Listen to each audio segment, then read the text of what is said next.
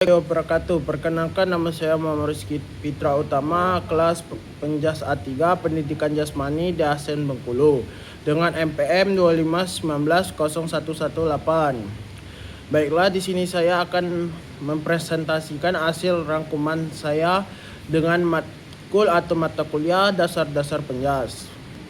Bab 1. Pengertian pendidikan jasmani. Definisi pendidikan jasmani adalah pendidikan melalui aktivitas gerak atau jasmani dengan berpartisipasi dalam aktivitas fisik.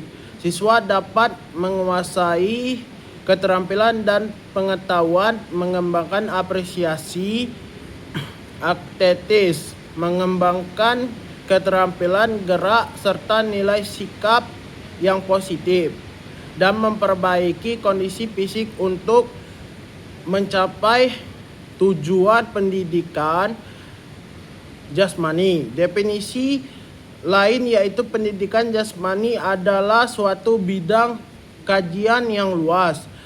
Titik perhatiannya adalah peningkatan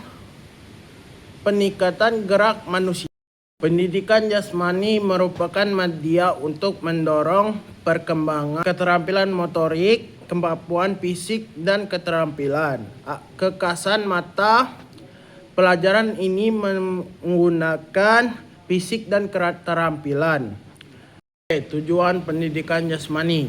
Secara umum, tujuan pendidikan jasmani dapat diaplikasikan ke dalam 4 kategori.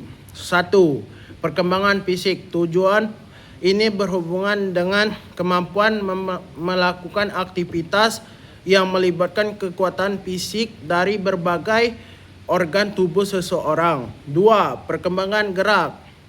Tujuan ini berhubungan dengan kemampuan untuk melakukan gerak secara efektif, efisien, halus, dan indah, dan sempurna. 3. Perkembangan mental. Tujuan ini berhubungan dengan kemampuan berpikir dan memperhatikan keseluruhan pengetahuan tentang jasmani ke dalam lingkungannya, sehingga memungkinkan tubuh dan berkembangnya pengetahuan, sikap, dan tanggung jawab siswa. 4. Perkembangan sosial. Tujuan ini berhubungan dengan kemampuan siswa dalam penyesuaian diri pada suatu kelompok atau masyarakat. C. Pendidikan sekolah dasar. Sebutan peserta didik dilegitimasi dalam produk hukum kependidikan di Indonesia. Sebutan peserta didik mengganti sebutan siswa atau murid atau pelajar. Peserta didik didefinisikan sebagai setiap manusia yang berusaha mengembangkan potensi diri melalui proses pembelajaran pada jalur pendidikan, baik pendidikan formal ataupun non-formal.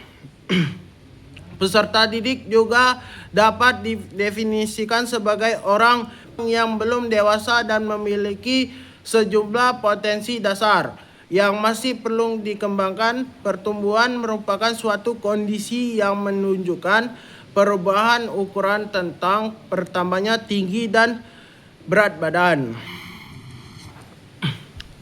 Proses pembelajaran. Manfaat belajar. Membantu individu mencapai pertumbuhan dan perkembangan secara utuh untuk memenuhi semua kebutuhan diri. 2. Sebagai aktivitas untuk memperoleh pengalaman yang ada di lingkungannya, sehingga individu dapat mengapresiasikan pengalaman itu sebagai subjek belajar. 3. Belajar menuntut adanya keterlibatan siswa secara aktif dan intensif. 4. Mendorong siswa untuk belajar terus-menerus, artinya siswa tidak hanya mendapatkan informasi tetapi juga memproses informasi tersebut sehingga belajar tidak berakhir.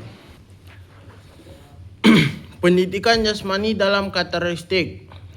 A. Karakteristik peserta didik usia sekolah dasar. 1. Senang bermain. Karakteristik ini menuntut guru SD untuk melaksanakan kegiatan pendidikan yang berbicara permainan lebih untuk kelas rendah.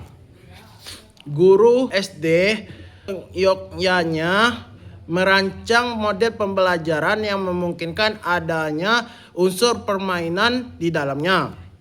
2. Senang bergerak. Oleh karena itu, guru hendaknya merancang model pembelajaran kan anak berpindah atau bergerak, menyuruh anak untuk duduk rapi dan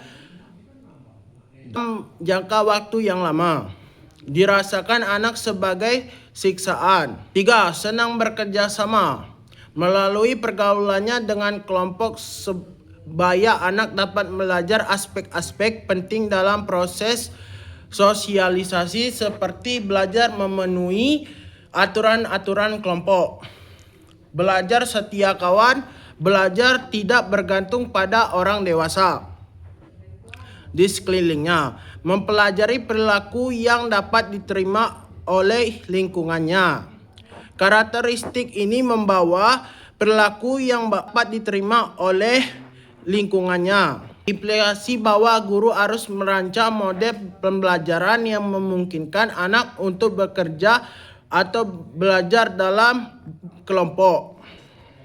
4. Melakukan sesuatu secara langsung. Pada masa ini, anak belajar untuk membentuk konsep-konsep tentang angka, ruang, waktu, fungsi badan, peran, jenis kelamin, dan moral. Pembelajaran di SD cepat dipahami anak apabila anak dilibatkan langsung melakukan atau praktik apa yang diajarkan gurunya. Dengan demikian, guru hendaknya merancang model pembelajaran yang memungkinkan anak terlibat langsung proses pembelajaran. 5. Aktivitas pendidikan jasmani bagi murid SD. Di SD harus dapat memberikan kesempatan untuk para murid melakukan kegiatan pendidikan jasmani dan dalam bentuk aktivitas keterampilan kegiatan jasmani untuk memupuk keberanian murid.